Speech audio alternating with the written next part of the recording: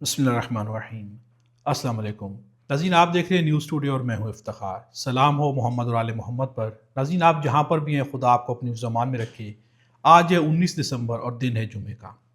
नाज़रीन, सुहेल आफरीदी शदीद तनकीद की जद में भी हैं। उनके खिलाफ शदीद प्रोपेगेंडा भी जारी है। इसमें हकीकत कितनी है? क्या वाकई सुहेल आफरीदी इस वक्त जो है अली मीन गंडापुर बनने जा रहे हैं या बन चुके हैं? क्या सुहेल आफरीदी कहीं पर मुफाहमत कर रहे हैं? बैकडोर जो है कहीं पर राब्ते हो रहे हैं? हकीकत क्या है, मैं आपके सामने असल खबर रखूंगा। इसकी तमाम डिटेल्स आपके साथ शेयर करूंगा। राना सनाउल्लाह के मुंह के ऊपर शफी जान ने एक बड़ा दावा किया और इस दावे को राना सनाउल्लाह ने मान लिया है। क्या दावा किया गया, क्या माना गया, इस पर भी बात करेंगे। इमरान खान की जेल से मुंतकिली, इमरान खान के बेटों के खौफ ने हुकूमत को दोबारा से घेर लिया है।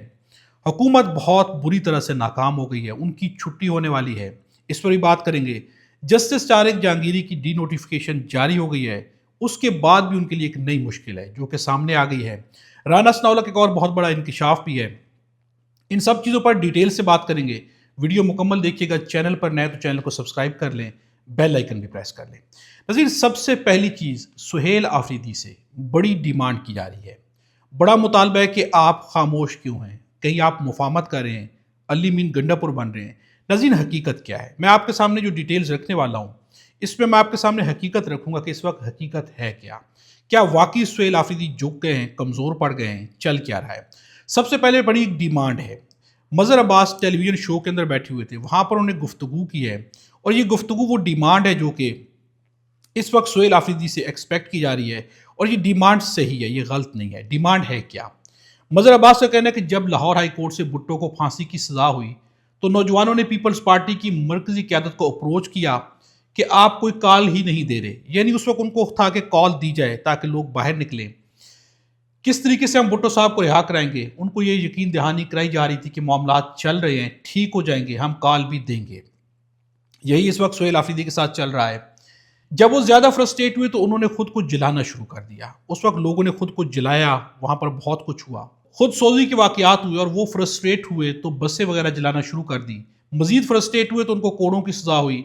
लेकिन भुट्टो की फांसी तक किसी भी मैस मूवमेंट की, यानी कोई बड़ी तहरीक नहीं चली और भुट्टो फांसी चढ़ गए। यहाँ पीटीआई के केस में ना मुजामत नजर आती और ना मुफाहमत। कोई इत्तेहाद भी नहीं बन पाया। अचकज़ई साहब के इत्तेहाद में कौन सी जमातें हैं? ये सवाल उठाया मज़हर अब्बास ने। अब यहाँ पर डिमांड क्या है कि सुहेल आफरीदी भी कोई बड़ी तहरीक का जो है वो नहीं चल रही। इस वक्त इमरान खान के मामले में भी वही हो रहा है जो कि भुट्टो के केस में हुआ था। कारकुनान की डिमांड है बाहर निकलें, एहतजाज करें, कोई कॉल दे ताकि इमरान खान की रिहाई कराई जा सके। लेकिन इस वक्त सुहेल आफरीदी भी खामोश हैं। इस वक्त जो है महमूद खान अचकज़ई हों, इलामा राजा नासिर अब्बास हों, वो भी कोई कॉल नहीं दे रहे। और इस तरह भुट्टो के साथ क्या हुआ था, आखिर वो फांसी चढ़ गए, कोई तहरीक नहीं चल सकी। क्या यही होने जा रहा है? ये सवाल है और ये सवाल बड़ा वैलिड है। अब यहाँ पर मैं आपके सामने एक खबर रखने लगा हूँ। इत्तला ये है कि सुहेल आफरीदी बामानी अंदाज में मामलात को कुछ बेहतर सिमत में ले जाने की कोशिश में मसरूफ़ हैं। ये खबर देना है अजमल जामी की। शाह महमूद कुरैशी, सुहेल आफरीदी और सिस्टम के दरमियान तारे हिली हैं। सुहेल आफरीदी लाहौर आ रहे थे तो गालबन कोट लखपत में शाह महमूद कुरैशी साहब से मुलाकात का प्लान रखते थे। अब भी मशवरा दिया गया है कि ना मिले। ये भी एक खबर है। अब इस खबर में कितनी हकीकत है, इस पर भी बात करते हैं। खबर यह है कि सुहेल आफरीदी कोट लखपत में, मैं आपके सामने भी रख चुका हूँ कि उनका लाहौर आना था, लेकिन वो फिलहाल लाहौर नहीं है। उनकी मुलाकात जो है वो डिले हो गई है। अगले हफ्ते शायद वो आए, लेकिन वो लाहौर आकर शाह महमूद कुरैशी से 9 मई के केसेस के अंदर जो लोग हैं उनसे मुलाकात करेंगे। क्या मुफाहमत की बात चल रही है? क्या सुहेल आफरीदी वाकई इस्टेब्लिशमेंट के साथ बैकडोर राब्ते के अंदर हैं? चल क्या रहा है? नज़ीर, यहाँ पर शेर अफजल मरवत भी सुहेल आफरीदी पर अटैक कर रहे हैं। उन्होंने पहले कहा कि सुहेल आफरीदी ने अपने इलाके में, अपने हल्के में फौज को, हुकूमत को इजाज़त दे रही है ऑपरेशन करने की। उन्होंने ये दावा किया पहले। उसके बाद उन्होंने एक दावा और किया कि हम कफन पहन कर आएंगे वाला जो बयान था सुहेल आफरीदी का, उसके ऊपर उनका कहना है कि कफन कोई शलवार कमीज है, कफन तो मरे हुए लोगों को डाला जाता है, न कि पहना जाता है। ये जो है शेर अफजल मरवत ने यहाँ पर तनकीद की है। आल्दो के सुहेल आफरीदी ने जब कफन की बात की थी तो यकीनन ये मुहावरतन बात होती है। कफन पहनने से मुराद वो वाइट कपड़ा नहीं है। कफन पहनने से मुराद होती है, एक मुहावरा है कि हम ऐसे आएंगे जैसे मरने के लिए आ रहे हैं, कि या अब हम जो है मरने के लिए तैयार है। एक मुहावरा था। इसके ऊपर जो है शेर अफजल मरवत का कम से कम ये जो बयान है, ये बयान जो इसकी कोई भी मीनिंग नहीं है। लेकिन जो दूसरा बयान है कि उन्होंने अपने इलाके में ऑपरेशन की इजाज़त दी है, ये बयान इंपॉर्टेंट है। इसका जवाब, यही सवाल जब शफी जान से किया गया और उस शो के अंदर राना सनाउल्लाह भी वहाँ पर मौजूद थे, شفیع جان نے اس کا کیا جواب دیا؟ ان کا کہنا ہے کہ صوبائی حکومت نے کسی آپریشن کی اجازت نہیں دی، نہ دے گی۔ خیبر پختونخوا میں کسی بھی آپریشن کو سپورٹ نہیں کریں گے۔ افغان مہاجرین کے کوئی کیمپ صوبائی حکومت نے خالی نہیں کروائے۔ انہوں نے یہ دعویٰ کیا اور سامنے رانا ثناء اللہ بیٹھے ہوئے تھے۔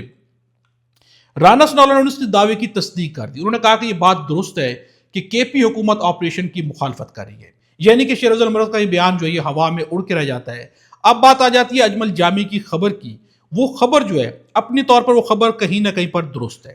خبر کے اندر یہ ضرور ہے کہ سہیل آفریدی شاہ محمود قریشی سے ملاقات کریں گے، وہاں پر آئیں گے اور یقیناً وہاں پر جو ہے بات چلے گی، مفاہمت کی بات ہوگی، جو بھی بات ہوگی یا مزاحمت کی بات ہوگی۔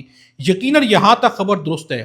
کیا اسٹیبلشمنٹ کے ساتھ رابطے کے اندر ہیں؟ ان کی جانب سے کوئی بھی آفیشل یہ بات سامنے نہیں آئی شفیع جان کی طرف سے بھی کہ اسٹیبلشمنٹ میں ہم رابطے سے ہیں، اور وہ رابطہ جو عمران خان کی رہائی سے متعلق ہے، تو ایسے کسی رابطے کو ان کی آفیشل طور پر کہیں سے جو ہے کوئی اناؤنسمنٹ نہیں کی گئی، ان کی جانب سے کوئی بیان نہیں آیا۔ لیکن یہاں پر ایک آفیشل بیان کہہ سکتے ہیں، تیمور سلیم جگڑا کی جانب سے ایک بیان سامنے آیا ہے۔ ان کا کہنا ہے کہ پی ٹی آئی میں اختلافات ہیں، ہمیں ان کو ختم کرنا چاہیے، اداروں کے خلاف مہم نہیں چلائی جانی چاہیے، ہمیں صرف عمران خان رہائی کی کوشش نہیں بلکہ صوبے میں گورننس بھی دیکھنی چاہیے۔ اب یہاں پر وہ کہہ رہے ہیں کہ ہمیں ہمارے پارٹی کے اندر اختلافات انہیں بھی ختم کیا جانا چاہیے، اور اداروں کے خلاف جو مہم چلی ہے اسے بھی نہیں ہونا چاہیے۔ اب یہ وہ باتیں کہ جس سے یہ تاثر جاتا ہے کہ جیسے اداروں کے ساتھ بات چیت چل رہی ہے۔ کارکنان مایوس نہیں، انہیں سہیل آفریدی پر مکمل اعتماد ہے، حکومت کو کوئی نہ کوئی دروازہ کھولنا پڑے گا۔ اب یہاں پر ہے کہ حکومت کو کوئی نہ کوئی دروازہ کھولنا پڑے گا۔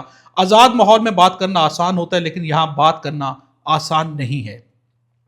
اس کے علاوہ ان کا کہنا ہے لیڈرشپ کا کام راستہ نکالنا اور دباؤ بھی برداشت کرنا ہے۔ لیڈرشپ کا کام، یہ بات آپ نے غور سے سننی ہے، لیڈرشپ کا کام راستہ نکالنا اور دباؤ بھی برداشت کرنا ہے۔ اب نئی پولیٹیکل کمیٹی بنی ہے، لائے عمل دینا ان کا کام ہے۔ محمود خان اچکزئی، علامہ راجہ نصیر عباس لائے عمل دیں گے۔ ناظرین، حکومت اس وقت جو ہے سہیل آفریدی کیا کریں؟ ان کی بھرپور کوشش ہے کہ کوئی راستہ اگر کھل سکتا ہے، کہیں پر ایسے مذاکرات جو مفاہمت جس کو ہم کہتے ہیں، مفاہمت پاسبل ہے کہ جس کی بنیاد کے اوپر عمران خان کی رہائی پاسبل ہو سکے، معاملات حل ہو سکے، تو یہاں پر پہلی کوشش کی جا رہی ہے۔ چونکہ احتجاج ہوگا، جو مزاحمت ہوگی وہ آخری کوشش ہوگی۔ تو اس لیے سہیل آفریدی کے بارے میں جتنی بھی خبریں آ رہی ہیں کہ کہیں نہ کہیں پر رابطہ ہے یا بات چل رہی ہے، تو ڈائریکٹ اگر ان کا رابطہ نہ بھی ہو، کہیں نہ کہیں پر بات کے لیے یقیناً کوشش جاری ہے کہ وہ مفاہمت جو آئین اور قانون کے دائرہ کار کے اندر ہو، جس میں نہ عمران خان کو نقصان ہو، نہ پارٹی کو، نہ نظریے کو نقصان ہو۔ یعنی کہ یہاں پر وہ مفاہمت نہیں ہے کہ ہم اپنا نظریہ چھوڑیں یا پیچھے ہٹیں یا عمران خان کو زیرو کریں، ایسی کوئی بھی مفاہمت نہیں چل رہی۔ یہ پروپیگنڈا ہے جو کہ سہیل آفریدی کے بارے میں کیا جا رہا ہے، اور یقیناً جب آپ کے سامنے کوئی طاقتور ہو تو اسے پروپیگنڈا کر کے کمزور کرنے کی کوشش کی جاتی ہے۔ کارکنان کے درمیان اور ان کے درمیان اختلاف ڈالنے کی کوشش اپنی جگہ پر موجود ہے، لیکن حقیقت یہ ہے کہ سہیل آفریدی اس جانب نہیں بڑھیں گے۔ ناظرین، اگلی خبر کی طرف آتے ہیں۔ عمران خان کے بیٹوں کے خوف نے گھیرا ہوا ہے۔ عمران خان کی منتقلی کے بارے میں دوبارہ خبریں گردش میں ہیں۔ ایک خبر یہ ہے، ایک ریزن کہ وہاں پر دھرنے ہوتے ہیں، احتجاج ہوتا ہے، اس لیے عمران خان کو منتقل کر دیا جائے۔ تو دوسرا خوف اب اس چیز نے گھیر لیا کہ عمران خان کے بیٹے پاکستان آ رہے ہیں، اور اگر پاکستان آتے ہیں تو اس خوف نے ابھی سے گھیرنا شروع کر دیا ہے۔ اس کے اوپر جو ہے جاوید چودھری کا کہنا ہے کہ عمران خان کو یہاں ڈیالہ سے شفٹ کیا جائے گا، صرف اس لیے رکے ہوئے ہیں کیونکہ ان کے خلاف کیس چل رہے ہیں، اور اس عدالت کو سکھر، سبی، جیکب آباد، مچھ یا سائیوال شفٹ کرنا مشکل ہوگا۔ جج، وکلا، حکومتی مشینری کو پہنچانا بہت مشکل ہو جاتا ہے۔ صرف کیسز کی وجہ سے عمران خان یہیں پر ہیں، ورنہ انہیں شفٹ کرنے کا پورا پلان ہے۔ اگر احتجاج جاری رہا تو عمران خان کے لیے بندوبست کیا جائے گا۔ ہو سکتا ہے کہ انہیں قاسم مارکی کے ساتھ نئی بنائی گئی جیل میں بھی شفٹ کر دیا جائے۔ دوسری جانب خوف جو عمران خان کے بیٹوں کا ہے، وہ خوف کیا، اس کے اوپر رانا ثناء اللہ بول چکے ہیں۔ جب حکومت بولتی ہے تو اس لیے بولتی ہے کہ ان کے اندر ایک خوف ہوتا ہے۔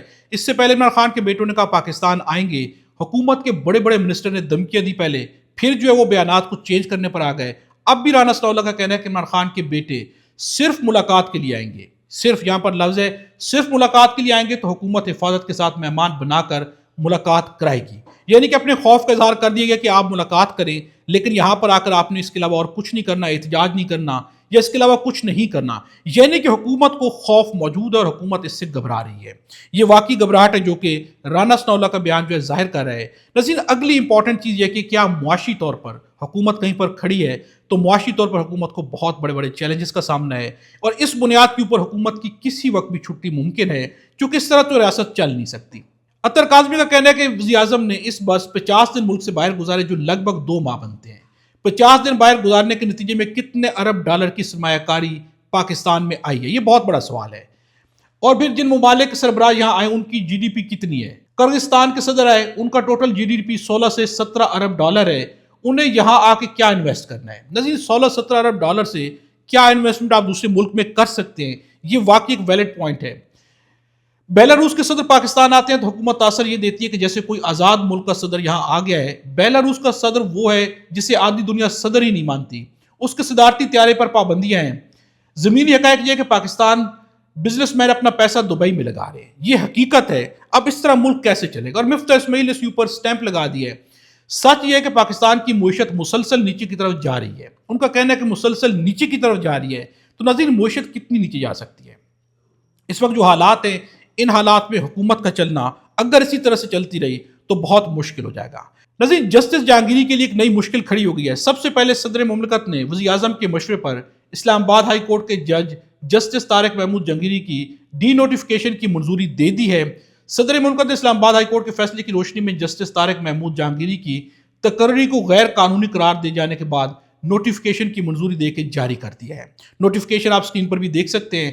ناظرین اب جو ہے ان کے لیے مشکل کیا ہے؟ ایک خبر سامنے آ رہی ہے، جسٹس طارق محمود جہانگیری صاحب کے خلاف فراڈ کا مقدمہ بھی درج کیا جا سکتا ہے کہ انہوں نے جعلی ڈگری کے ساتھ وکالت کی اور جج بنے.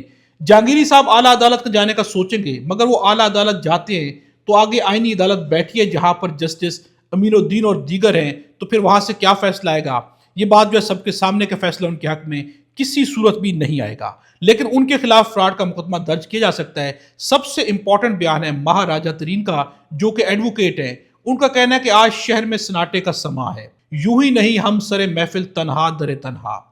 جسٹس جہانگیری نے اس وقت ایک حساس اور ناپسندیدہ نقطہ چھیڑ دیا جب وہ بطور جج الیکشن ٹریبیونل وفاقی دارالحکومت کے انتخابی حلقوں میں فارم 47 کے من گڑت بیانیے کو بے نقاب کرنے کے قریب تھے.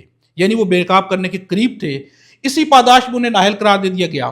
حکومت نے انصاف کے تقاضوں کے برعکس پاکستان کے 2024 کے عام انتخابات پر انتخابی انجینئرنگ کے واضح داغ حذف کرنے کے لیے الیکشن ایکٹ میں ترمیم کر کے ریٹائرڈ ججوں کو الیکشن ٹریبیونلز میں تعینات کرنے کی راہ ہموار کی، محض اس لیے کہ جسٹس جہانگیری کے کردار اور موقف کو غیر مؤثر کیا جا سکے. اس قانون سازی کا واحد مقصد عدالتی عمل کو کمزور کرنا اور جسٹس جہانگیری کے فیصلوں کے ساتھ کو ظاہر کرنا تھا. نتیجتاً پاکستان کے 2024 کے عام انتخابات پر انتخابی انجینئرنگ کے واضح داغ ثابت ہو گئے، جن پر بعض محض نمائشی قانونی پردے ڈالنے کی کوشش کی گئی. اسلام آباد ہائی کورٹ کے جج کے طور پر ان کی برطرفی آئین پاکستان کے آرٹیکل 209 کی روح کے منافی ہے اور اس اقدام سے سپریم جوڈیشل کونسل کے آئینی اختیار اور وقار کو مجروح کیا گیا ہے. نظیر یہ بیان بڑا بیان ہے، لیکن پاکستان میں ان چیزوں کی کوئی حیثیت نہیں ہے. وہی ہو گیا ہے جو ہونا تھا. رانا ثناء اللہ نے ایک انکشاف کیا ہے. یہ انکشاف وہ پہلے بھی کر چکے، لیکن دوبارہ اس کو ریپیٹ کرنے کی ضرورت انہیں دوبارہ پیش آ گئی ہے. دوبارہ سے انہوں نے کہا ہے کہ آرمی چیف کے عہدے کی مدت سے متعلق قانون سب کے سامنے ہے. 5 سال مدت پوری ہونے کے بعد دوبارہ اپوائنٹمنٹ اور توسیع بھی ہو سکتی ہے. یعنی کہ 5 سال جب پورے ہوں گے تو ان کی نئی اپوائنٹمنٹ بھی ہو سکتی ہے، توسیع بھی ہو سکتی ہے. نظام کی بھرپور کوشش ہے کہ اپنے آپ کو بچانے کے لیے حکومت چاہتی ہے یہ نظام چلتا رہے، لمبے سے لمبا چلے، تاکہ ان کی حکومت، ان کا اقتدار جو ہے وہ بچا رہے. لیکن عظیم اقتدار کب تک بچ سکتا ہے؟ اگر اقتدار حق پر نہیں ہوگا تو یقیناً جو وہ لمبا عرصہ نہیں چل سکتا. اس ویڈیو کے بارے کمنٹس پہ اپنی رائے کا اظہار ضرور کیجیے گا. خدا ہم سب کو اور ہمارے وطن پاکستان کو اپنی زمان میں